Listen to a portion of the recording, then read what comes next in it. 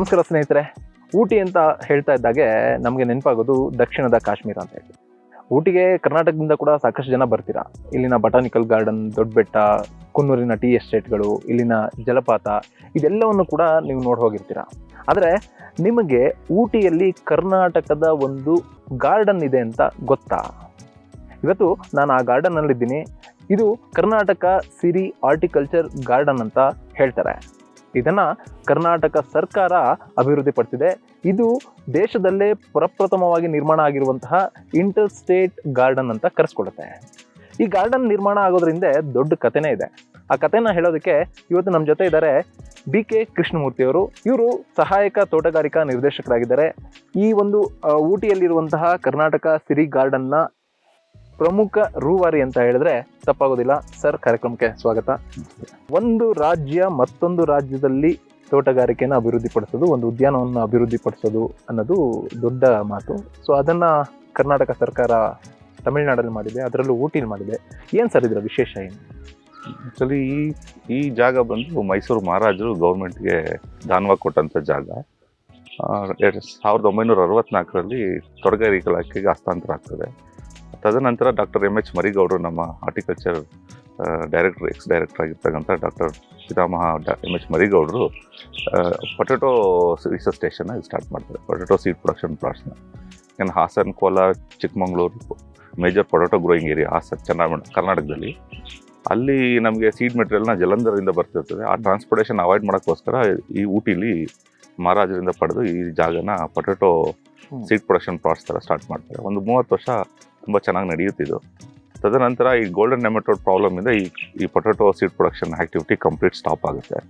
ತದನಂತರ ಒಂದು 30-20 ವರ್ಷ ಆ ಥರನೇ ಫ್ಯಾಲೋ ಬಿದ್ದಿರುತ್ತೆ. ಬಟ್ ಸಣ್ಣ ಪುಟ್ಟ ಮೇಂಟೆನೆನ್ಸ್ ಆಗ್ತದೆ. ಏನದು ಗೋಲ್ಡನ್ ನೆಮಟೋಡ್? ಅದು ಆ್ಯಕ್ಚುಲಿ ಜಂತುಹುಳು ಥರ. ಅದು ಇದಕ್ಕೆ ಬಂದರೆ ಇಲ್ಲಿಂದ ಪೊಟೆಟೋನ ನಾವು ಸೀಡ್ ಮೆಟೀರಿಯಲ್ ಆಗಿ ತೊಗೊಂಡೋಗಿಲ್ಲ ಬೇರೆ ಕಡೆಗೆ.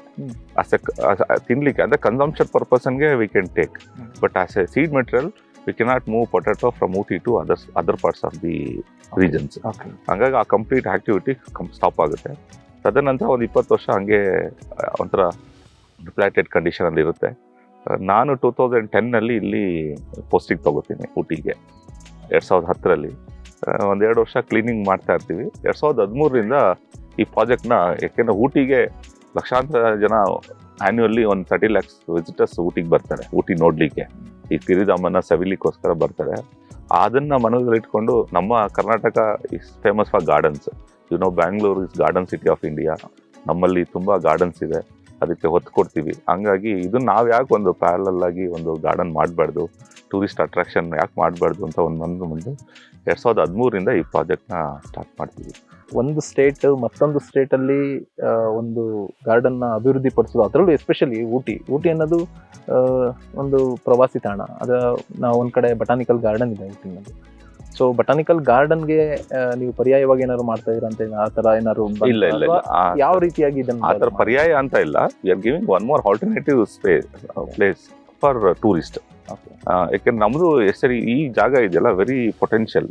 ಸಿನಿಕ್ ವ್ಯೂ ಇರ್ಬೋದು, ಮತ್ತು ಲೊಕೇಶನ್. ಏಕೆಂದರೆ ಊಟಿ ಟೌನ್ ಒಳಗಡೆ ಇದ್ದಂಗಿದೆ, ಬಟ್ ಇಟ್ ಲುಕ್ಸ್ ಲೈಕ್ಸ್ ಎಲ್ಲೋ ಹೊರಗಡೆ ಒಂದು 10 ಕಿಲೋಮೀಟರ್ ಹೊರಗಡೆ ಇದ್ದಂಗೆ ಫೀಲ್ ಆಗುತ್ತೆ ಇಲ್ಲಿಗೆ ಬಂದರೆ. ನೀವು ಎಕ್ಸ್ಪೀರಿಯನ್ಸ್ ಆಗಿದೆ ನಿಮಗೆ. ಊಟಿಯಿಂದ ಆರ್ಡ್ಲಿ ಬಸ್ ಸ್ಟ್ಯಾಂಡಿಂದ ನಮಗೊಂದು ಆರ್ಡ್ಲಿ 2 ಕಿಲೋಮೀಟರ್ ಇದೆ ಅಷ್ಟೇ ಈ ಸ್ಪಾಟ್. ಹಾಗಾಗಿ ಟೌನ್ ಒಳಗಡೆ ಇರೋದ್ರಿಂದ ನಾವು ಯಾಕೆ ಒಂದು ಗಾರ್ಡನ್ ಮಾಡಬಾರ್ದು ಟೂರಿಸ್ಟ್ ಪಾಯಿಂಟ್ ಆಫ್ ವ್ಯೂಲಿಂತ ನಾವು ಮನ್ಗಂಡು ನಮ್ಮ ಡಿಪಾರ್ಟ್ಮೆಂಟು ಮತ್ತು ಸರ್ಕಾರ ನಮಗೆ ಸಪೋರ್ಟ್ ಮಾಡ್ತು. ಆವಾಗ ವಂದಿತಾ ಶರ್ಮಾ ಮೇಡಮು ಸೆಕ್ರೆಟ್ರಿ ಇದ್ದರು, ಹೇಮಲತಾ ಮೇಡಮ್ ಡೈರೆಕ್ಟ್ರ್ ಇದ್ದರು, ಅದೇ ಥರ ಅಶ್ವಥ್ ಅವರು ಜಾಯಿಂಟ್ ಡೈರೆಕ್ಟ್ರ್ ಇದ್ದರು, ಅದೇ ಥರ ಡಾಕ್ಟರ್ ಜಗದೀಶ್ ಅವರು ಸಪೋರ್ಟ್ ಮಾಡಿ ನಮಗೆ ಇದನ್ನು ಸ್ಟಾರ್ಟ್ ಮಾಡಿದ್ವಿ. ಹಂತ ಹಂತವಾಗಿ ಮಾಡ್ಕೊಂಡು ಬಂದ್ವಿ ಇದನ್ನು. ಬಟ್ ಇಲ್ಲಿ ಲೋಕಲಲ್ಲೂ ನಮಗೆ ಒಂದು ಸ್ವಲ್ಪ ಸಪೋರ್ಟ್ ಸಿಕ್ತು ತಮಿಳ್ನಾಡಿಂದನೂ. ಓಕೆ ಮಾಡಲಿ ಅವರು ಅನ್ನೋದು ಒಂದು ಇದು ಬಂತು. ಹಂಗಾಗಿ ಅದನ್ನು ಮಾಡ್ತಾ ಹೋದ್ವಿ. ಬಟ್ 2018ರಲ್ಲಿ ಮೊದಲನೇ ಹಂತದನ್ನ ನಾವು ಪಬ್ಲಿಕ್ಕಿಗೆ ಓಪನ್ ಮಾಡಿದ್ವಿ. ನಮ್ಮ ಆನರಬಲ್ CMನ ಕರೆದ್ವಿ. ಅವರು ಮಿನಿಸ್ಟರ್ ಹಂತದಲ್ಲಿ ಮಾಡ್ಕೊಳ್ಳಿ ಅಂತ ಹೇಳಿದ್ರಿಂದ ನಮ್ಮ SS ಮಲ್ಲಿಕಾರ್ಜುನ್ ಸಾಹೇಬರು ಆವಾಗ ಮಿನಿಸ್ಟರ್ ಇದ್ರು ನಮಗೆ. 2018 ಜನವರಿ 8ನೇ ತಾರೀಕು ಮೊದಲನೇ ಹಂತದನ್ನ ನಾವು ಪಬ್ಲಿಕ್ಕಿಗೆ ಓಪನ್ ಮಾಡಿದ್ವಿ. ಸರ್, 2010ರಲ್ಲಿ ನೀವು ಇಲ್ಲಿಗೆ ಬರ್ತೀರಿ. 2018ರಲ್ಲಿ ಇದರ ಓಪನಿಂಗ್ ಆಗುತ್ತೆ. ಅದು ಕೂಡ ಒಂದು part of the garden open ಮಾಡ್ತೀರಾ. ಏನು ಆ 8 ವರ್ಷಗಳಲ್ಲಿ ನೀವು ಏನೆಲ್ಲ ಕೆಲಸಗಳನ್ನ ಮಾಡಿದ್ರಿ? ಇಲ್ಲಿನ ಪ್ರಕೃತಿ ನಿಮ್ಗೆ ಹೇಗೆ ಚಾಲೆಂಜ್ ಆಗಿ ನಿಲ್ತು? 2010 ನಾನು ಇಲ್ಲಿಗೆ ಬಂದಾಗ ತುಂಬ ಪ್ಯಾಥೆಟಿಕ್ ಕಂಡೀಷನಲ್ಲಿತ್ತು ಜಾಗ.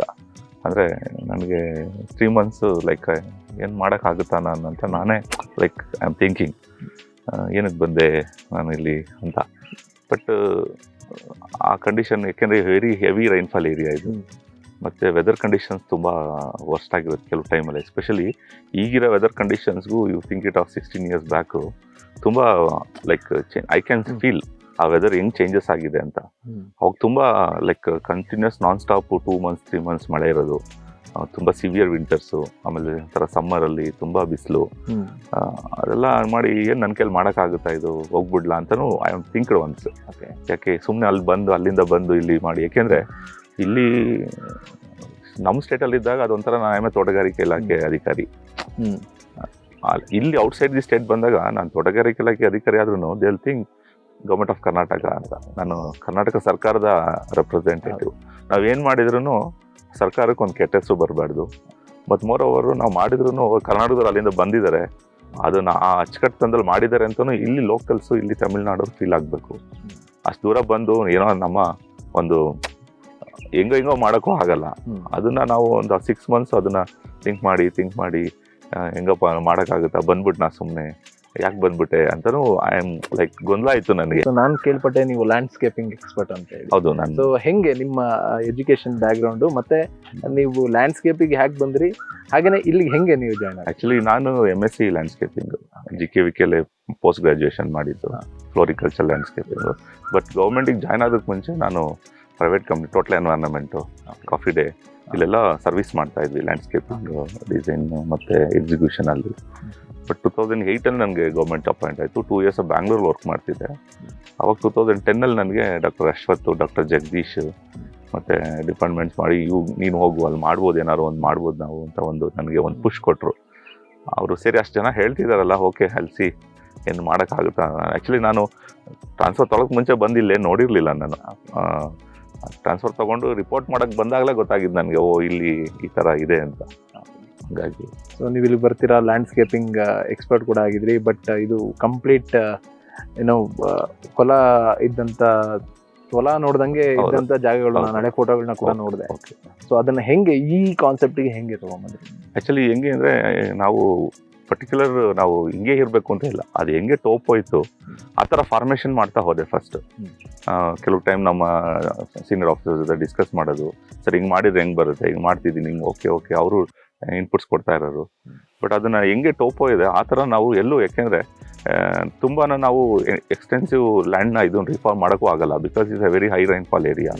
ಬಟ್ ಮೋರ್ ಓವರು ನಾವು ಆ ಕ್ವಾಲಿಟಿ ಕನ್ಸರ್ನು ಇರಬೇಕಿಲ್ಲಿ. Main civil works, retaining walls ಇರ್ಬೋದು, ಡ್ರೈನ್ಸ್ ಇರ್ಬೋದು, ಆ ಕ್ವಾಲಿಟಿ ಮಿಟಪ್ ಆಗಲಿಲ್ಲ ಅಂದರೆ ಬಿಕಾಸ್ ಆಫ್ ರೈನ್ಫಾಲ್ ಹೆವಿ ಇದು. ಹಂಗಾಗಿ ಅದನ್ನು ಮೈಂಡಲ್ಲಿ ಇಟ್ಕೋಬೇಕು ನಾವು. Quality is the main important year. ನಾವು ಸುಮ್ಮನೆ ಏನೋ ಒಂದು ಮಾಡ್ಬಿಟ್ಟಿದ್ದೀವಿ ಹೋಗ್ಬಿಡ್ತೀವಿ ಅನ್ನೋಕ್ಕಾಗಲ್ಲ. ಯಾಕೆಂದರೆ ಟೂರಿಸ್ಟ್ ಬರೋ ಪ್ಲೇಸು, ಲಕ್ಷಾಂತರ ಜನ ಬಂದು ನೋಡ್ತಿರ್ತಾರೆ ಇಲ್ಲಿ, ನಮ್ಮ ವರ್ಕ್ನೂ ನೋಡ್ತಾರೆ ಇಲ್ಲಿ. ಹಂಗಾಗಿ ಅದನ್ನು ಮೈಂಡಲ್ಲಿ ಇಟ್ಕೊಂಡು ಒಂದು ಕಡೆಯಿಂದ we started cleaning. First cleaning farm ಮಾಡಿ ಟೋಪೋ ಹೆಂಗಿದೆ ಅಂತ ಒಂದು ಅರ್ಥ ಮಾಡ್ಕೊಂಡ್ವಿ ಮೊದಲು. ಯಾಕೆಂದರೆ ಜಂಗಲಿ ಥರ ಇತ್ತಲ್ಲ, ಎಲ್ಲೆಲ್ಲಿ ಹಳ್ಳ ಇದೆ, ಎಲ್ಲಿ ದಿಬ್ಬ ಇದೆ, ಅದನ್ನು ಎಂಟೈರ್ 45 acres ಒಂದು ಸ್ಟ್ರೆಚಲ್ಲಿ ಕ್ಲೀನ್ ಮಾಡಿಬಿಟ್ವಿ ಫಸ್ಟು. ಆ ಟೋಪೋ ಹೆಂಗಿದೆ ಅಂತ ಅರ್ಥ ಮಾಡ್ಕೊಂಡ್ಮೇಲೆ ಓಕೆ ಈ ಥರ ಇದೆ ಟೋಪೋ ಅಂತ ಸ್ಟಾರ್ಟ್ ಫ್ರಮ್ ಬಿಗಿನಿಂಗಿಂದ. ಎಲ್ಲಿ ಎಂಟ್ರೆನ್ಸ್ ಬೇಕೆಂದ್ರೆ ಎಂಟ್ರೆನ್ಸ್ ಫಸ್ಟು ಸಮಯರ್ ಇತ್ತು, ಅಲ್ಲಿ ನಮಗೆ ಎಂಟ್ರೆನ್ಸ್ ಇದೆ ಬಟ್ ನಮ್ಗೆ ಅಲ್ಲಿ ಸ್ಪೇಸೇ ಇರಲಿಲ್ಲ, ಜನ ಬಂದು ಲ್ಯಾಂಡಿಂಗ್ ಸ್ಪೇಸೇ ಇರಲಿಲ್ಲ. After that we think okay ಎಂಟ್ರೆನ್ಸ್ನ ಬೇರೆ ಕಡೆ ಶಿಫ್ಟ್ ಮಾಡೋಣ ಅಂತ ಹೇಳಿ ಅಲ್ಲಿ ನಮಗೊಂದು 4 acres ಜಾಗನ ನಾವು ಪಾರ್ಕಿಂಗು, ಎಂಟ್ರೆನ್ಸ್ ಆರ್ಚು ಎಲ್ಲ ಮಾಡ್ಕೋಬೋದು ಅಂತ ಮಾಡ್ಕೊಂಡು ಅಲ್ಲಿ V created entrance, separate entrance ಮಾಡ್ಕೊಂಡ್ವಿ. ಅದೇ ಥರ ಹಂತವಾಗಿ ಈಗ ಒಂದೇ ಸರಿ ನಮಗೆ ಫಂಡ್ಸು ಬರಲಿಲ್ಲ. ಎವ್ರಿ ಇಯರ್ ಎಷ್ಟೆಷ್ಟು ಅಮೌಂಟ್ ಬರ್ತಿದ್ದು ಅದರಲ್ಲೇ ನಮ್ಮ ಲಿಮಿಟೇಷನ್ಸಲ್ಲಿ, ಏಕೆಂದರೆ ಮೇಂಟೆನೆನ್ಸು ಮಾಡಬೇಕು, ಡೆವಲಪ್ಮೆಂಟು ಮಾಡಬೇಕು. ಆ ಡೆವಲಪ್ಮೆಂಟ್ ಏನು ಪೂರಕವಾಗಿರುತ್ತೆ ಅದನ್ನು ಹಂತವಾಗಿ ಏಕೆಂದರೆ ಈ ವರ್ಷ ಫಾರ್ಮೇಷನ್ ಮಾಡಿದ್ದು ಈ ವರ್ಷನೇ ನಾವು ಡೆವಲಪ್ ಮಾಡೋಕ್ಕಾಗ. It has to settle the soil. Because ಇಲ್ಲಿ ಸಾಯಿಲ್ ಹೆಂಗೆ ಅಂದರೆ ವೆರಿ ಲೂಸ್ ಸಾಯಿಲ್, ವೆರಿ ಅಂದರೆ ತುಂಬ ನಮ್ಮ ಬೈಂಡಿಂಗ್ ಇಲ್ಲ ಸಾಯಿಲ್, ತುಂಬ ಬೇಗ ಸವಕಳಿ ಆಗುತ್ತೆ ಇದು. ಹಂಗಾಗಿ ಈ ಕೀಕು ಗ್ರಾಸ್ ಅಂತ ಇದೆ ಅದನ್ನು ತಡೆದಿರುತ್ತೆ. ಅದನ್ನೆಲ್ಲ ಮನ್ಗಂಡು ಮಾಡಿ ನಾವು ಒಂದ್ಸರಿ ಫಾರ್ಮೇಷನ್ ಮಾಡಿದ್ರೆ at least 2 rainy season it has to settle natural. ನಾವೇನೇ ರೋಲರ್ ಹಾಕಿ ಕಾಂಪ್ಯಾಕ್ಷನ್ ಮಾಡಿದ್ರು ಇದು ಆ ನ್ಯಾಚುರಲ್ ಸೆಟಲ್ಮೆಂಟಿಗೆ ಬಿಟ್ಟು ಹಂತವಾಗಿ ಡೆವಲಪ್ ಮಾಡ್ತಾ ಹೋದ್ವಿ ಇದನ್ನು. ಏನೆಲ್ಲ ಮಾಡಿದ್ದೀರಾ ಸರ್? ಅಂದರೆ ಈಗ ನಿಮ್ಮ ಗಾರ್ಡನಲ್ಲಿ ಈಗ ಬಟಾನಿಕಲ್ ಗಾರ್ಡನ್ ಇದೆ, ನಾನೊಂದು ನಾವಲ್ಲಿ ಅದನ್ನ ಕಂಪೇರ್ ಮಾಡೇ ಮಾತಾಡೋಣ. ಈಗ ಬಟಾನಿಕಲ್ ಗಾರ್ಡನ್ ಅಲ್ಲಿ ನಮ್ಗೆ ಏನ್ ಸಿಗ್ತದೆ, ಬೇರೆ ಬೇರೆ ವೆರೈಟಿ ಆಫ್ ಟ್ರೀಸ್ ಅಥವಾ ಇನ್ನೇನೋ ಫ್ಲವರ್ಸ್ ಅದೆಲ್ಲ. ಸೊ ಇಲ್ಲಿ ಬಂದಾಗ ಜನ ಏನೆಲ್ಲ ನೋಡ್ಬೋದು? ಆಕ್ಚುಲಿ ನಮ್ಮ ತಮಿಳ್ನಾಡು ಗೌರ್ಮೆಂಟ್ದು ಫೇಮಸ್ ಗೌರ್ಮೆಂಟ್ ಬಟಾನಿಕಲ್ ಗಾರ್ಡನ್ ಇದೆ. It dates backs to like 150 years old. ಅಲ್ಲೇನಂದ್ರೆ ಟೆಂಪ್ರೇಟ್ ಸ್ಪೀಶೀಸ್ಗಳನ್ನ ಬಟಾನಿಕಲ್ ಕಾನ್ಸೆಪ್ಟ್ಸ್ ಅಲ್ಲಿ they have developed.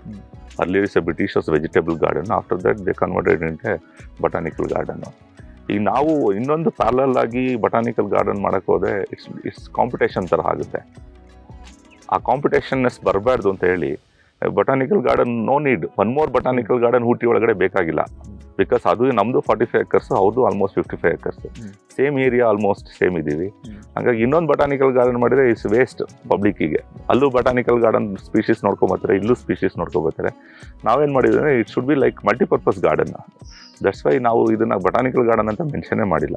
Multipurpose garden ಅಂದ್ರೆ people should enjoy the landscapes. ಈ ಫ್ಲವರ್ ಬೆಡ್ಸ್ ಇರ್ಬೋದು, ಗಾರ್ಡನ್ ಥೀಮ್ಸ್ ಇರ್ಬೋದು, ಆ ಫೋಟೋಜೆನಿಕ್. ಈಗ ಯಾಕೆಂದ್ರೆ ಈಗ ಫೋಟೋ ಕ್ರೇಜ್ ಅಂತೂ ತುಂಬಾ ಇದೆ. ಜನಗಳಿಗೆ ಎಲ್ಲೋದ್ರು they will take selfies, photos.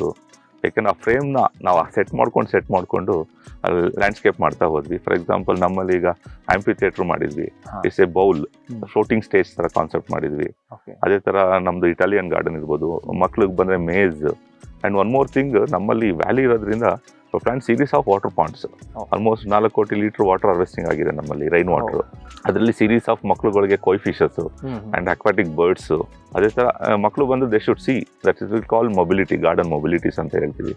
ಈಗ ಪ್ಲಾಂಟ್ಸು, ಗಿಡ ಅದಲ್ದಲೆ ಸಮ್ ಅನಿಮಲ್ಸ್ನು ಇನ್ಕ್ಲೂಡ್ ಮಾಡೋದು ಮಕ್ಳುಗಳಿಗೆ ಒಂದು ಸ್ವಲ್ಪ ಬರೋ ವಿಸಿಟರ್ಸ್ಗೆ ಒಂದು ಶಿಫ್ಟ್ ಅಷ್ಟೇ. ಈಗ ಅದೇ ನೋಡ್ಕೊಂಡು ಹೋಗ್ತಿರ್ತಾರೆ ಒಂದು ಫ್ಲವರ್, ಅಲ್ಲಿ ಹೋದಾಗ ಒಂದು ಏನಾದ್ರು ಒಂದು ಮೀನು, ಅಕ್ವಾಟಿಕ್ ಬರ್ಡ್ಸ್ ನೋಡಿದ್ರೆ ಚೇಂಜ್ ಆಗುತ್ತೆ ಮೈಂಡ್. ಆ ಥರ ಮತ್ತು ಟೋಪಿಯರೀಸ್ ಮೈನ್ ನಮ್ಮ ಊಟಿ ರೀಜನ್ ಅಲ್ಲಿ ನಮ್ಮ ತರ ಟೋಪಿಯರೀಸ್ ಎಲ್ಲೂ ಇಲ್ಲ. ಈಗ ಗಿಡದಲ್ಲಿ ಶೇಪ್ ಮಾಡೋ ಅಂಥದ್ದು ಅದನ್ನೆಲ್ಲ ಮಾಡ್ಕೊಂಡು ಹಂಗೇನೆ ಫೇಮಸ್ ಫಾರ್ ಟೋಪಿಯರೀಸ್. ಎಸ್, ಈ ಊಟಿಲಿ ಆಕ್ಚುಲಿ ಸೈಪ್ರಸ್ ಗಿಡದಲ್ಲಿ ನಾವು ತುಂಬಾ ಚೆನ್ನಾಗಿ ಶೇಪ್ ಮಾಡ್ಬೋದು. ಅದನ್ನ ಮನ್ಗಂಡ್ ಮಾಡಿ ಅದನ್ನ ತುಂಬಾ ಡಿಫ್ರೆಂಟ್ ಶೇಪ್ಸ್ ಮಾಡಿದ್ವಿ. Even maze also we are done in topiary only. Almost ಒಂದು ಹಾಫ್ ಅನ್ ಎಕರ್ ಇದೆ. ಅದನ್ನ ಮೇಜ್ ಬುಲ್ಬುಲೆಯ ತರ ಮಾಡಿ, ಆಮೇಲೆ ಅಕ್ವಾಟಿಕ್ ಬರ್ಡ್ಸ್ ಇರ್ಬೋದು ಅಂಡ್ ಫ್ಲವರ್ ಬೆಡ್ಸ್. ಎಲ್ಲಿ ಅವ್ರಿಗೆ ನಾವು ಫೋಟೋ ಫ್ರೇಮಿಗೆ ಬರ್ಬೇಕು. ಅವರು ಯಾವ ಸ್ಪಾಟ್ ಅಲ್ಲಿ ನಿಂತ್ಕೊಂಡ್ರು they should come like photo ಫ್ರೇಮಿಗೆ ಬರೋ ಕಾನ್ಸೆಪ್ಟ್ ಅಲ್ಲಿ ಒಂದು ಮಲ್ಟಿಪರ್ಪಸ್ ಗಾರ್ಡನ್. ಮರೋವರ್ ನಾವು ಇಲ್ಲಿ ಇನ್ವೆಸ್ಟ್ ಮಾಡಿದ್ರು ನಮಗೆ ರಿಟರ್ನ್ಸ್ ಬರಬೇಕು. ಈಗ ಬರೀ ಇನ್ವೆಸ್ಟ್ ಮಾಡ್ಕೊತಾ ಹೋದ್ರು ಅದು ತಪ್ಪಾಗುತ್ತೆ. ಕರ್ನಾಟಕ ಗೌರ್ಮೆಂಟ್ ಯಾವುದೇ ರೀತಿಯಾದಂತಹ ಭಾರನೂ ಆಗ್ಬಾರ್ದು. ಸೆಲ್ಫ್ ಸಸ್ಟೈನ್ ಗಾರ್ಡನ್ ಆಗ್ಬೇಕಂತ ಮೈಂಡಲ್ಲಿ ಇಟ್ಕೊಂಡು ಅದನ್ನ ಮೈಂಡಲ್ಲಿ ಇಟ್ಕೊಂಡು ಮಾಡಿದ್ವಿ. ಸೊ 40 ಎಕರೆ ಪ್ರದೇಶದಲ್ಲಿ ಇದೆಲ್ಲ ರೆಡಿ ಆಗಿದೆ. ಮೇಲ್ನೋಟಕ್ಕೆ ನೋಡಿದ್ರು ಇದನ್ನ ಮೇಂಟೈನ್ ಮಾಡ್ಲಿಕ್ಕೆ ಬಹಳಷ್ಟು ಜನ ಬೇಕಾಗ್ತದೆ. ಸೊ ಈ ಒಂದು ಗಾರ್ಡನ್ ಉದ್ಯೋಗ ಸೃಷ್ಟಿ ಕೂಡ ಮಾಡಿದೆ ಅಂತ ಕಾಣುತ್ತೆ. ಎಷ್ಟು ಜನ ವರ್ಕ್ ಮಾಡ್ತಾರೆ ಸರ್ ಇಲ್ಲಿ? ಆಕ್ಚುಲಿ ಇಲ್ಲಿ ನಾನು ಅಸಿಸ್ಟೆಂಟ್ ಡೈರೆಕ್ಟರ್ ಆಗಿ ಕೆಲಸ ಮಾಡಿದ್ದೀನಿ. ಇದು ನಮ್ದು direct Bangalore control head office. Doctor Jagadish ನನ್ನ ಮೇಲೆ, ಡಾಕ್ಟರ್ ಜಗದೀಶ್ ಅಡಿಷನಲ್ ಡೈರೆಕ್ಟರ್ ಇದ್ದಾರೆ, ಅದ್ರ ಮೇಲೆ ಡೈರೆಕ್ಟರ್ ಇದ್ದಾರೆ, ಅದ್ರ ಮೇಲೆ ಸೆಕ್ರೆಟರಿ, ಮಿನಿಸ್ಟ್ರು. ಇದು directly controlled by head office Bangalore. ನನ್ನ ಕೆಳಗಡೆ ಒಂದು ಆಫೀಸ್ ಅಸಿಸ್ಟೆಂಟ್ ಇದೆ, ಒಂದು ಫೀಲ್ಡ್ ಆಫೀಸರ್ ಇದೆ. ತದನಂತರ ಪರ್ಮನೆಂಟ್ ಗಾರ್ಡನರ್ಸ್ ಈಗ ರಿಟೈರ್ಡ್ ಆಗಿದ್ದಾರೆ, ಒಂದು 2 ಇದ್ದಾರೆ. ಬಟ್ ನಾವು ಔಟ್ಸೋರ್ಸಲ್ಲಿ ಗಾರ್ಡನರ್ಸ್ನ ಪ್ರಿಫರ್ ಮಾಡ್ಕೊಂಡಿದ್ದೀವಿ. ಈಗ ಒಂದು 120 ಮೆಂಬರ್ಸ್ ಗಾರ್ಡನರ್ಸ್ ಇದ್ದಾರೆ, ಗಾರ್ಡನರ್ಸ್ ವರ್ಕ್ ಮಾಡ್ತಿದ್ದಾರೆ. ಬಟ್ ಮೋರೋವರ್ ಇಂಡೈರೆಕ್ಟ್ ಆಗಿ ಇನ್ನೊಂದು 120 ಮೆಂಬರ್ಸ್ ಲೈಕ್ ಈ ಸಿವಿಲ್ ವರ್ಕ್ಸ್ ಇರ್ಬೋದು, ಬೇರೆ ಬೇರೆ ಪೂರಕವಾಗಿ. ಈಗ ಫಾರ್ ಎಕ್ಸಾಂಪಲ್ ಟಿಕೆಟಿಂಗು ಅವರು ಔಟ್ಸೋರ್ಸ್ ಮಾಡಿದ್ದೀವಿ. ಅದರಿಂದನೂ ಆಲ್ಮೋಸ್ಟ್ ಒಂದು 250-300 ಮೆಂಬರ್ಸ್ ಲೋಕಲ್ಗೆ ವಿ ಆರ್ ಗಿವಿಂಗ್ ಎಂಪ್ಲಾಯ್ಮೆಂಟ್. ಈ ಲೋಕಲ್ಗೆ ಒಂದು ಉದ್ಯೋಗ ಕೊಡ್ತಾ ಇದ್ದೀವಿ ನಮ್ಮ ಕರ್ನಾಟಕ ಗೌರ್ಮೆಂಟಿಂದ. ಮತ್ತು moreover taxes we are paying to Tamil Nadu government. ಏನು ಟಿಕೆಟ್ ರೆವೆನ್ಯೂ ಆಗಿದೆ we are paying 18% GST. And moreover ಇದು ಬಂದ್ರೂ ನಾವು ಇಲ್ಲೇ ಇನ್ವೆಸ್ಟ್ ಮಾಡ್ತಿದ್ದೀವಿ. ಈಗ ಡೆವಲಪ್ಮೆಂಟ್ ಇದ್ರೂ ಅದ್ರದ್ದು GSTನೂ ಇಟ್ ವಿಲ್ ಟು ಗೌರ್ಮೆಂಟ್. ಅಂದರೆ ವಿ ಆರ್ ಡೂಯಿಂಗ್ ಲೈಕ್ ನಮ್ಮ ಕರ್ನಾಟಕ ಗೌರ್ಮೆಂಟ್ಗೆ ಇದೊಂದು ಪ್ರೆಸ್ಟೀಜು. ಇನ್ನೊಂದು ಸ್ಟೇಟಲ್ಲಿ ಹೋಗಿ ಗಾರ್ಡನ್ ಇರೋದು ಒಂದು ಲೈಕ್ ಒಂದು ಹೆಮ್ಮೆ. ಆ್ಯಕ್ಚುಲಿ ಯಾವ ಇಡೀ ಇಂಡಿಯಾದಲ್ಲಿ ಯಾವ ಸ್ಟೇಟ್ಗೂ ಈ ಥರ ಆಪರ್ಚುನಿಟಿ ಇಲ್ಲ. ನಾವು ಅದನ್ನು ಸದ್ಬಳಕೆ ಮಾಡ್ಕೋಬೇಕಂತ ಉದ್ದೇಶದಲ್ಲಿ ಸುಮ್ಮನೆ ಏನೋ ಬಂದಿದ್ದೀವಿ, ಮಾಡಬಾರ್ದು ಅನ್ನಲ್ಲ. ಒಂದು ಚೆನ್ನಾಗಿ ಮಾಡಿದ್ದಾರೆ ಅನ್ನೋದೊಂದು ಫೀಲ್ ಆಗಬೇಕು. ನಮ್ಮ ಗೌರ್ಮೆಂಟ್ಗೂ ಒಳ್ಳೆ ಹೆಸರು ಬರಬೇಕು, ಡಿಪಾರ್ಟ್ಮೆಂಟ್ಗೂ ಒಳ್ಳೆ ಹೆಸರು ಬರಬೇಕು. ಹೇಗಿತ್ತು ಅಂದರೆ ಇಲ್ಲೇನಾಗುತ್ತೆ, ಈಗ ನನ್ನ ಜಾಗಕ್ಕೆ ಮತ್ತಾರೋ ಬಂದು ಅಲ್ಲೇನೋ ಮಾಡ್ತಾರೆ ಅಂತಂದಾಗ ನನಗೊಂದು ಜಲಸ್ ಶುರುವಾಗುತ್ತೆ. ಸೊ ತಮಿಳ್ನಾಡಿಗೆ ಕರ್ನಾಟಕದ ಒಂದು ಆರ್ಟಿಕಲ್ಚರ್ ಡಿಪಾರ್ಟ್ಮೆಂಟ್ ಬಂತು, ಅದನ್ನು ಮಾಡ್ತಾ ಇದ್ದೀನಿ ಅಂತಂದಾಗ ನಿಮಗೆ ಏನಾದ್ರು ಚಾಲೆಂಜಸ್ ಶುರುವಾಯ್ತಾ? ಅಥವಾ ಬೇರೆ ಏನಾದ್ರು ನಿಮ್ಗೆ ಅಡೆತಡೆಗಳು ಈ ತರದ ಏನಾದ್ರು ಆಕ್ಚುಲಿ ನಾನೇನಂದ್ರೆ ಒಂದು ಪ್ರಾಜೆಕ್ಟ್ ಮಾಡಲ್ ಬಂದಿದ್ದೀನಿ ನಾನು ಡಿಪಾರ್ಟ್ಮೆಂಟ್ ಫಸ್ಟ್ ನಾನು ಡಿಸ್ಟರ್ಬ್ ಮಾಡ್ಬಿಡೋದು ಅಂತ ನಾನು ಏರ್ ಆಫೀಸರ್ಸ್ ಕೇಳ್ಕೊಂಡಿದ್ದೆ. ಯಾಕೆಂದ್ರೆ ನಾನು ಒಂದು ವಿಷನ್ ಇಟ್ಕೊಂಡು ಮಾಡ್ಬೇಕಾದ್ರೆ ನನಗೆ ಡಿಸ್ಟರ್ಬ್ ಆಗಬಾರ್ದು. ಬಟ್ ನಾನು ಇಷ್ಟು ಲಾಂಗ್ ಹೋಗ್ತೀನಿ ಅಂತ ನಾನು ಎಕ್ಸ್ಪೆಕ್ಟ್ ಮಾಡಿರಲಿಲ್ಲ. ಬಟ್ ಡಿಪಾರ್ಟ್ಮೆಂಟು ಗೌರ್ಮೆಂಟ್ ನನಗೆ ತುಂಬ ಬ್ಯಾಕ್ ನಿಂತ್ಕೊಂಡಿದ್ರು ನಾನು ಮಾಡೋಕ್ಕಾಗಿದ್ದು. ಬಿಕಾಸ್ ಕರ್ನಾಟಕದೊಳಗಡೆ ಆದ್ರೆ ಒಂಥರ, ಬಟ್ ನಾನು ಔಟ್ಸೈಡ್ ದಿ ಸ್ಟೇಟ್ ಬಂದು ಕೆಲಸ ಮಾಡಬೇಕಾದ್ರೆ ನನಗೆ ಬೆನ್ನಿಂದೆ ನನ್ನ ಡಿಪಾರ್ಟ್ಮೆಂಟು, ನನ್ನ ಸರ್ಕಾರ ಇಲ್ಲ ಅಂದರೆ ನನಗೆ ಮುಂದಕ್ಕೊಂದು ಹೆಜ್ಜೆ ಇಡೋಕ್ಕೂ ನನಗೆ ಭಯ. ಆ ನಿಟ್ಟಿನಲ್ಲಿ ಐ ಆಮ್ ಬ್ಲೆಸ್ಡ್. ನನಗೆ ಸಪೋರ್ಟ್ ನಿಂತಿದ್ರಿಂದ ನನಗೆ ಇದನ್ನು ನನಗೆ ಮಾಡೋಕ್ಕಾಯ್ತು. ಸೊ ತಮಿಳ್ನಾಡಲ್ಲಿ ಇವಾಗ ಸಾಮಾನ್ಯವಾಗಿ ಏನಾಗುತ್ತೆ, 2010 ನೀವು ಇಲ್ಲಿಗೆ ಬಂದಾಗ ಅಂತ ಅಂದಾಗ ನಮ್ಮಲ್ಲಿ ಕಾವೇರಿ ಗಲಾಟೆಗಳು, ನೀರಿನ ಸಮಸ್ಯೆಗಳು ಬಂದಾಗ ಎರಡು ರಾಜ್ಯಗಳ ನಡುವೆ ಸಾಕಷ್ಟು ಗಲಾಟೆಗಳಾಗ್ತವೆ. ಸೊ ಸಾಕಷ್ಟು ಗಲಾಟೆಗಳನ್ನ ನಾವು ನೋಡಿದ್ವಿ. ಸೊ ಅಂಥ ಸಂದರ್ಭದಲ್ಲಿ ಏನಾದರೂ ಬ್ಯಾಡ್ ಎಕ್ಸ್ಪೀರಿಯನ್ಸ್ ಈ ಥರದ್ದು ಏನಾದ್ರು ಆಯ್ತಾ, ಅಥವಾ ತಮಿಳ್ನಾಡು ಗೌರ್ಮೆಂಟ್ ನಿಮಗೆ ಯಾವ ರೀತಿ ಪ್ರೊಟೆಕ್ಷನ್ ಅನ್ನ ಬಿಟ್ಕೊಟ್ಟು? ನನಗೂ ಬಂದಾಗ ಆ ನಿಟ್ಟಿನಲ್ಲಿ ಭಯ ಇತ್ತು, ಇಲ್ಲ ಅಂತ ಏನಿಲ್ಲ. ಬಟ್ ಇಲ್ಲಿ ಆ ಟೈಮಲ್ಲಿ ಸ್ಮಾಲ್ ಇಶ್ಯೂ ಆದಾಗ they have given police protection ಕೊಟ್ಟಿದ್ದಾರೆ. ಇಲ್ಲಿ ಲೋಕಲ್ ಅಡ್ಮಿನಿಸ್ಟ್ರೇಷನ್ ನಮಗೆ ಪೊಲೀಸ್ ಪ್ರೊಟೆಕ್ಷನ್ ಕೊಟ್ಟಿದ್ದಾರೆ. ಏನಾದ್ರು ಆ ಥರ ಸೂಕ್ಷ್ಮತೆಗಳಿದ್ದಾಗ ನಮಗೆ ಅದು ಈಗ ಇತ್ತೀಚಿನ ದಿನಗಳಿಲ್ಲ, ಮೊದಲು ಬಿಗಿನಿಂಗಲ್ಲಿ ಇತ್ತು. ಅದು ಸ್ವಲ್ಪ ನಮಗೆ ಇಮಿಡಿಯೇಟ್ ಆಗಿ ನಮಗೆ ಪೊಲೀಸ್ ಪ್ರೊಟೆಕ್ಷನ್ ಕೊಡ್ತಿದ್ರು ಇನ್ ಕೇಸ್ ಆ ಥರದ್ದು ಏನಾರು ಆಗಬಾರ್ದು ಅಂತ. ಯಾಕಂದರೆ ಅದನ್ನೆಲ್ಲ ಲೋಕಲ್ ಅಡ್ಮಿನಿಸ್ಟ್ರೇಷನ್ ನಮಗೆ ಸಪೋರ್ಟ್ ಮಾಡಿದೆ ಆ ವಿಷಯದಲ್ಲಿ. ಇವೆಲ್ಲ ಆಯಿತು, ಒಂದು ಅದ್ಭುತವಾದಂಥ ಒಂದು ಲೋಕನ ಸೃಷ್ಟಿ ಮಾಡಿದ್ರಿ. ಅದಾದ ನಂತರ ಅದರ ಉದ್ಘಾಟನೆ ಅಂತ ಬಂದಾಗ ಎಲ್ಲ ಒಂದು ಕಡೆ ಲೋಕಲ್ ಪೊಲಿಟಿಕ್ಸ್ ಅನ್ನೋದು ಕೂಡ ಕೆಲಸ ಮಾಡುತ್ತೆ, ಲೋಕಲ್ ಅಡ್ಮಿನಿಸ್ಟ್ರೇಷನ್ ಅನ್ನೋದು ಕೂಡ ಅದನ್ನು ನೋಡ್ತಾ ಇರುತ್ತೆ. ಇವರೆಲ್ಲ ಹೆಂಗೆ ನಿಮಗೆ ರೆಸ್ಪಾನ್ಸ್ ಮಾಡಿದ್ರು? ಬಟ್ 2018ರಲ್ಲಿ ನಾವು ಇದನ್ನು ಉದ್ಘಾಟನೆ ಮಾಡಬೇಕು ಅಂತ ನಾವು ಪ್ಲ್ಯಾನ್ ಮಾಡಿದಾಗ, ಇಲ್ಲಿ ಲೋಕಲ್ ಅಡ್ಮಿನಿಸ್ಟ್ರೇಷನ್ ಅಪ್ರೋಚ್ ಮಾಡಿದಾಗ ನಮ್ಮ ಕಲೆಕ್ಟರ್ ಇದ್ದು, ಆವಾಗಿನ ಕಲೆಕ್ಟರ್ ಇನ್ನೋಸೆಂಟ್ ದಿವ್ಯಾ ಮೇಡಮ್ ಅಂತ ಇದ್ದರು. ಅವರು ವೆರಿ ಪಾಸಿಟಿವ್ ಆಗಿ ನಮಗೆ ಹೆಲ್ಪ್ ಮಾಡಿದರು. ಲೋಕಲ್ MPs MLAs ಎಲ್ಲನೂ ಇನ್ಕ್ಲೂಡ್ ಮಾಡ್ಕೊಂಡಿದ್ವಿ. ಇದೊಂಥರ ಇಂಟ್ರೆಸ್ಟೆಡ್ ಪ್ರೋಗ್ರಾಮ್ ಆಯ್ತು. ಅವಾಗ ಏನಾಯ್ತು ಅಂದರೆ ಮಿನಿಸ್ಟ್ರನ್ನು ಅಪ್ರೋಚ್ ಮಾಡಿದ್ವಿ, ಲೋಕಲ್ ನಮ್ಮ ಅಗ್ರಿಕಲ್ಚರ್ ಮಿನಿಸ್ಟ್ರು. ಇಲ್ಲಿ ಹಾರ್ಟಿಕಲ್ಚರ್ ಸಪ್ರೇಟ್ ಇಲ್ಲ, ಅಗ್ರಿಕಲ್ಚರ್ ಮಿನಿಸ್ಟ್ರೇ ಹಾರ್ಟಿಕಲ್ಚರು. ಅವಾಗ ಅವರು ಅವತ್ತು ಸೆಷನ್ ಸ್ಟಾರ್ಟ್ ಆಗೋದ್ರಿಂದ ಅವರು ಬರೋಕ್ಕಾಗಿಲ್ಲ. ಬಟ್ ಲೋಕಲ್ ನಮ್ಮ ಚುನಾಯಿತ ಪ್ರತಿನಿಧಿಗಳು MP ಇರ್ಬೋದು, MLAಗಳಿರ್ಬೋದು, ಪ್ಲಸ್ ನಮ್ಮ ಲೋಕಲ್ ಡಿಸ್ಟ್ರಿಕ್ಟ್ ಆಫೀಸರ್ಸ್ ಎಲ್ಲ ಇನ್ವಾಲ್ವ್ ಆಗಿ ಒಂದು ದೊಡ್ಡ ಮಟ್ಟದ ಕಾರ್ಯಕ್ರಮ ಮಾಡಿದ್ವಿ. ಒಂಥರ ಗ್ರ್ಯಾಂಡ್ ಸಕ್ಸಸ್ ಆಯ್ತು ಆ್ಯಕ್ಚುಲಿ ಅದು. ಆ ಟೈಮಲ್ಲಿ ತುಂಬ ವಿ ಆರ್ ಲೈಕ್ ತುಂಬ ಖುಷಿ ಆಯ್ತು ನಮಗೆ. ಓಕೆ, ಇಂಟ್ರೆಸ್ಟೆಡ್ ಗಾರ್ಡನ್ನು ಅದು ಬಂದು ಇನ್ನೊಂದು ಸ್ಟೇಟಲ್ಲಿ ಗೌರ್ಮೆಂಟ್ ಪ್ರೋಗ್ರಾಮ್ ಮಾಡಿ ಅದನ್ನು ಸಕ್ಸಸ್ ಮಾಡಿದ್ವಲ್ಲ ಅಂತ ಅದು ನಮಗೆ ತುಂಬ ಖುಷಿ ಆಯಿತು. ಬಟ್ ಡಿಪಾರ್ಟ್ಮೆಂಟು ನಮಗೆ ವೆರಿ ಸಪೋರ್ಟಿವ್ ಆಗಿತ್ತು. ಏನಿಲ್ಲ ಅಂದರೆ ಈಗ ಸಾಕಷ್ಟು ಪ್ರಾಜೆಕ್ಟ್ಗಳು, ಥೀಮ್ಗಳನ್ನ ಇಟ್ಕೊಂಡು ಮಾಡಿದ್ದೀರಿ. ಇನ್ನು ಬೇರೆ ಬೇರೆ ಒಂದಷ್ಟು ಕಾನ್ಸೆಪ್ಟ್ಗಳನ್ನು ಕೂಡ ನಾವು ನೋಡಿದ್ವಿ. ಸೊ ಇನ್ನೆಲ್ಲ ಯಾವ ರೀತಿಯಾದಂತೆಲ್ಲ ಕಾನ್ಸೆಪ್ಟ್ಗಳನ್ನ ಈಗ ನಾವು ಮೊದಲನೇ ಹಂತದಲ್ಲಿ ನಾವು ಒಂದು ಹ್ಯಾಂಪಿ ಥಿಯೇಟರ್ ಬೇಕಿತ್ತು ಎನಿ ಫಂಕ್ಷನ್ಸ್ಗಳಿಗೆ. ಅದನ್ನು ಒಂದು ಸಂಕನ್ ಗಾರ್ಡನ್ ಕಾನ್ಸೆಪ್ಟಲ್ಲಿ, ಫ್ಲೋಟಿಂಗ್ ಸ್ಟೇಟ್ ಕಾನ್ಸೆಪ್ಟಲ್ಲಿ ಮಾಡಿದ್ವಿ. ಆಲ್ಮೋಸ್ಟ್ ಒಂದು 10,000 ಮೆಂಬರ್ಸು ಲಾನ್ ಮೇಲೆ ಕೂತ್ಕೊಂಡು ನೋಡೋ ಅಂತ ಒಂದು ಫೆಸಿಲಿಟೀಸ್ ಮಾಡಿದ್ವಿ.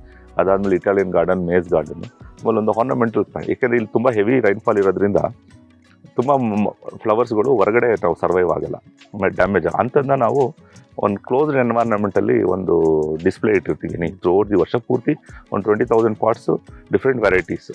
ಈಗ ಜೆರೇನಿಯಮ್ಸು ಮಳೆಗೆ ಡ್ಯಾಮೇಜ್ ಆಗುತ್ತೆ, ಸೈಕ್ಲೋಮೆನ್ಸು, ಆ ಥರದ್ದೆಲ್ಲ ನಾವು ಒಂದು ಡಿಸ್ಪ್ಲೇ ಆ ಥರದ್ದು. ಆಮೇಲೆ ವಾಟರ್ ಬಾಡೀಸ್ ಒಂದು 2 ಅಷ್ಟೇ ನಾವು ಪಬ್ಲಿಕ್ಕಿಗೆ ಆಕ್ಸೆಸ್ ಇತ್ತು. 2ನೇ ಹಂತದಲ್ಲಿ ನಮಗೆ ಒಂದು ಸಸ್ಪೆನ್ಷನ್ ಬ್ರಿಡ್ಜ್, ಬಿಕಾಸ್ ನಮ್ಮಲ್ಲಿ ಒಂದು ವ್ಯಾಲಿ ಇದೆ, tea garden valley. Over the water bodies ಒಂದು ಸಸ್ಪೆನ್ಷನ್ ಬ್ರಿಡ್ಜ್ನ ಕಾನ್ಸೆಪ್ಟ್ ಪ್ಲಾನ್ ಮಾಡಿದ್ವಿ. 2015ರಲ್ಲೇ ಕಾನ್ಸೆಪ್ಟ್ ಮಾಡಿದ್ವಿ, ಬಟ್ 2019ರಲ್ಲಿ ನಮಗೆ ಅದಕ್ಕೆ ಪ್ರಾವಿಷನ್ ಸಿಕ್ತು. ಅದಾದಮೇಲೆ ಒಂದು ಮ್ಯೂಸಿಕಲ್ ಫೌಂಟೇನು, ಒಂದು ವಾಟರ್ ಬಾಡಿನ ಮ್ಯೂಸಿಕಲ್ ಫೌಂಟೇನ್ ಆಗಿ ಕನ್ವರ್ಟ್ ಮಾಡಿದ್ದೀವಿ. ಅದನ್ನು 2ನೇ ಹಂತದ್ದು ನಾವು ವಾಟರ್ ಬಾಡೀಸ್ ಏರಿಯಾನ 2ನೇ ಹಂತಕ್ಕೆ ತೊಗೊಂಡ್ವಿ. ಇನ್ನು 3ನೇ ಹಂತದ್ದು ನಮಗೆ ಕಾರ್ಯಕ್ರಮಗಳು ಇದೆ.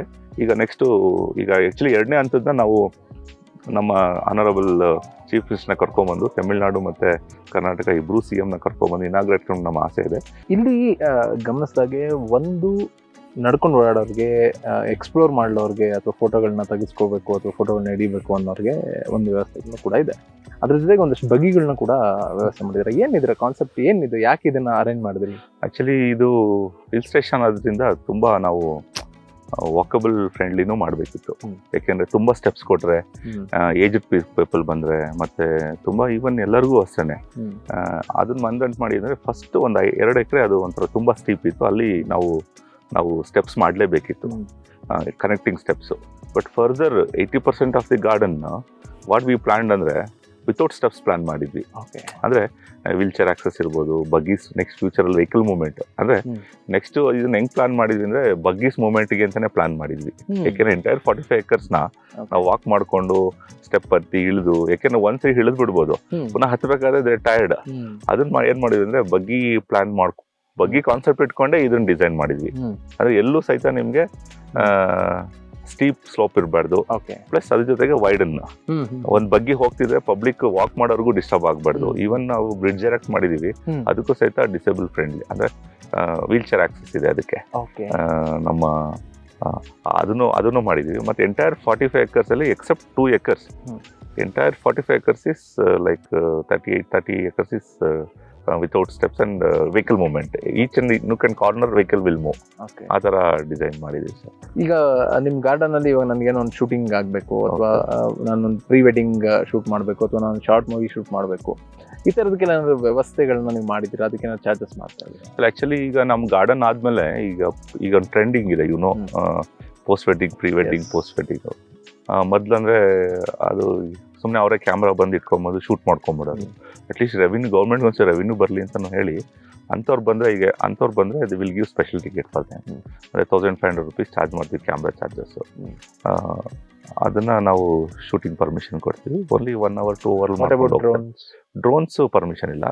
They have to take police, ಅವರೇ ಪರ್ಮಿಷನ್ ತಗೊಂಡ್ರೆ ಅಷ್ಟೇ, ನಾವು ಅದನ್ನ ರಿಸೀವ್ ತಗೊಳ್ಳಲ್ಲ. ಅವರು ಪೊಲೀಸ್ ಪರ್ಮಿಷನ್ ತಗೊಂಡ್ರೆ, ಬಟ್ ಡ್ರೋನ್ ಶೂಟ್ ಕೊಡಲ್ಲ ಇಲ್ಲಿ. ನನಗೆ ಗೊತ್ತಿರೋ ಪ್ರಕಾರ ತುಂಬಾ ಪರ್ಮಿಷನ್ ತಗೊಂಡ್ ಮಾಡಿದ್ರೆ ಕೊಡ್ತಾರೆ, ಬಟ್ ಡ್ರೋನ್ ಇಲ್ಲ ಹಾರಿಸಂಗಿಲ್ಲ. ಡ್ರೋನ್ ಇಲ್ಲ, ಜಸ್ಟ್ ಅದೇ ವಿಡಿಯೋಗ್ರಫಿ ಮಾಡ್ಕೋತಾರೆ. ಬಟ್ ಅವ್ರಿಗೂ ಸ್ಪೆಷಲ್, ಅವರು ಟಿಕೆಟ್ ತಗೋಬೇಕು. ಜೊತೆ ಕ್ಯಾಮ್ರಾಗ ಮಾತ್ರ ವಿಲ್ ಚಾರ್ಜ್ 1500 rupees. ಇನ್ನು ಅವರು ಆಸ್ ಎ ವಿಸಿಟರ್ಸ್ ಅವ್ರಿಗೂ ಚಾರ್ಜ್ ಮಾಡ್ತೀವಿ. ಬಟ್ ಅಡಲ್ಟ್ಸ್ಗೆ ಇಲ್ಲಿ 100 rupees ಚಾರ್ಜ್ ಮಾಡ್ತೀವಿ, ಕಿಡ್ಸ್ಗೆ 50 rupees. ಇನ್ ಪಾರ್ಕಿಂಗ್ ಫೀಸ್ ಸಪ್ರೇಟ್ ಇದೆ. ಅದ್ರ ಜೊತೆಗೆ ಈಗ ನಮ್ದು ಬ್ರಿಡ್ಜ್ ಸಹಿತ ನಾವೇನ್ ಮಾಡಿದೀವಿ, ಅದು special kids they can enjoy, wheel chair access ಇದೆ. ಅದೇ ತರ ರ್ಯಾಂಪ್ ಮಾಡಿದೀವಿ. ಫರ್ದರ್ ಏನಂದ್ರೆ ಬ್ರಿಡ್ಜು ದೇ ಶುಡ್ ಎಂಜಾಯ್, ಆ ಕಾನ್ಸೆಪ್ಟ್ ಇಟ್ಕೊಂಡೆ ವಿ ಹ್ಯಾವ್ ಪ್ಲಾನ್ಡ್. ಅಂಡ್ ನೀವು 2 ವಿಚಾರವನ್ನ ನಾವು ಮರೆದ ಹಾಗೆ ಮಾತಾಡ್ಬೇಕಾಗುತ್ತೆ. ಒಂದು ಗ್ಲಾಸ್ ಹೌಸ್ ಅಲ್ಲಿರುವಂತ ಕ್ಯಾಕ್ಟಸ್, ಇದು. ಎರಡನೇದು ನಿಮ್ಮ ಏನು ಫ್ಲವರ್ ರಿಂಗ್ ಪಾಟ್ಸ್. ಸೊ ಇವೆರಡು ಯಾವ ತರ ಕಾನ್ಸೆಪ್ಟ್ ಅಲ್ಲಿ ಮಾಡಿ? ಆಕ್ಚುಲಿ ಒಂದು ಹಳೇದು ಒಂದು ಸ್ಮಾಲ್ ಕನ್ಸರ್ವೇಟರಿ ಇತ್ತು, ಅದನ್ನ we are converted completely to cacti garden. ಇನ್ನೊಂದು ಏನಂದ್ರೆ, ಈಗ ನಮ್ಗೊಂದು 1500 square meter ಪಾಲಿ ಹೌಸ್ ಇದೆ. ಅದರಲ್ಲಿ ಅರ್ಲಿಯರ್ ನರ್ಸರಿ ಆಕ್ಟಿವಿಟೀಸ್ ಮಾಡ್ತಿದ್ವಿ. ನಾವು ಸ್ಮಾಲ್ ಕ್ಯಾಕ್ಟೈ ಹೌಸ್ ಒಂದು ಮಾಡಿದ್ವಿ. ಅದೇ ತರ 1500 square meter ನಮ್ಮ ಹತ್ರ ಒಂದು 2-3 ಪಾಲಿ ಹೌಸಸ್ ಇತ್ತು, ಬ್ಯಾಕ್ ನರ್ಸರಿಗಾಗಿ ಯೂಸ್ ಮಾಡ್ತಿದ್ವಿ. ಅದ್ರಲ್ಲಿ ಒಂದು ಪಾಲಿ ಹೌಸ್ನ ಈಗ ನಮಗೆ glass house construction, actually usually ಈ ಬಟಾನಿಕಲ್ ಕಡೆ ಗ್ಲಾಸ್ ಹೌಸ್ ಡಿಸ್ಪ್ಲೇ ಮಾಡ್ತಾರೆ. ನಮ್ಗೆ ಆ ಗ್ಲಾಸ್ ಹೌಸ್ ಫೆಸಿಲಿಟೀಸ್ ಇರಲಿಲ್ಲ ಅಂದ್ರಿಂದ ಈಗ ತಾತ್ಕಾಲಿಕವಾಗಿ ಏನು ಮಾಡ್ಬೋದು ಯೋಚನೆ ಮಾಡಿದಾಗ ಆ ಇರೋ ಪಾಲಿ ಹೌಸ್ನೇ ಒಂದು ಗ್ಲಾಸ್ ಹೌಸ್ ತರ ಕನ್ವರ್ಟ್ ಮಾಡ್ಕೊಂಡ್ವಿ. ಅದ್ರಲ್ಲಿ ಏನಂದ್ರೆ, ಈಗ ನಮ್ಮಲ್ಲಿ ಇಲ್ಲಿ ಮಳೆ ಟೈಮಲ್ಲಿ ಕೆಲವು ಪ್ಲಾಂಟ್ಸ್ ನಾವು ಇಲ್ಲಿ ಹೊರಗಡೆ ಇಡಕ್ಕಾಗಲ್ಲ, ಯಾಕಂದ್ರೆ because of high rainfall, continues rainfall. For example geraniums, cyclamens, rooted begonia, very all delicate plants that to grow in only temperate region. ಅಂಥದ್ನೆಲ್ಲ ನಾವು ಏನ್ ಮಾಡಿದ್ವಿ ಅಂದ್ರೆ, ಕವರ್ಡ್ ಕಂಡೀಷನ್ ಅಲ್ಲಿ ನಾವು ಬೆಳೆಸಿ ಅಟ್ಲೀಸ್ಟ್ ಹೊರಗಡೆ ಫ್ಲವರ್ಸ್, ಆಫ್ ಸೀಸನ್ ಅಲ್ಲಿ ಫ್ಲವರ್ ಇಲ್ಲ ಅಂದಾಗ್ಲೂ people can enjoy the flowers ಅಂತ ಒಂದು 20,000 ಪಾಟ್ಸ್ ವರ್ಷ ಪೂರ್ತಿ ಡಿಸ್ಪ್ಲೇ ಇರುತ್ತೆ. ಅದನ್ನ ಯಾವುದು ಶೀತವಲಯ ಟೆಂಪರೇಟ್ ರೀಜನ್ ಅಲ್ಲಿ ಬೆಳಿತೀವಲ್ಲ ಅಂತದನ್ನ ವರ್ಷ ಪೂರ್ತಿ will display there. People at least ಬಂದಾಗ ಹೊರಗಡೆ ನಾವು ಆಫ್ ಸೀಸನ್ ಅಲ್ಲಿ ಫ್ಲವರ್ ಇಲ್ಲ ಅಂದಾದ ಗಾರ್ಡನ್ ಅಲ್ಲಿ ನಾವು, ಯಾಕಂದ್ರೆ ಫ್ಲವರ್ ಒಂದ್ ಟೈಮ್ ರೆಡಿ ಮಾಡ್ತಾ ಇರ್ತೀವಿ ಫಸ್ಟ್ ಸೀಸನ್ಗೆ, ಸೆಕೆಂಡ್ ಸೀಸನ್ಗೆ, ಅವಾಗ ಫ್ಲವರ್ ಇರಲ್ಲ, ಪ್ಲಾಂಟಿಂಗ್ ಮಾಡಿರ್ತೀವಿ, ಅದು ಇನ್ನೂ ಬ್ಲೂಮ್ ಆಗಿರಲ್ಲ. ಬಟ್ ಅಲ್ಲೇನಂದ್ರೆ ವರ್ಷ ಪೂರ್ತಿ ವಿಲ್ ಡಿಸ್ಪ್ಲೇ. ಅದೇನಂದ್ರೆ ಬ್ಯಾಕ್ ಅಂಡ್ ನರ್ಸರಿ ಇದೆ, ಹೋದಂಗೆ ರಿಪ್ಲೇಸ್ಮೆಂಟ್ ಮಾಡ್ತಾ ಇರ್ತೀವಿ.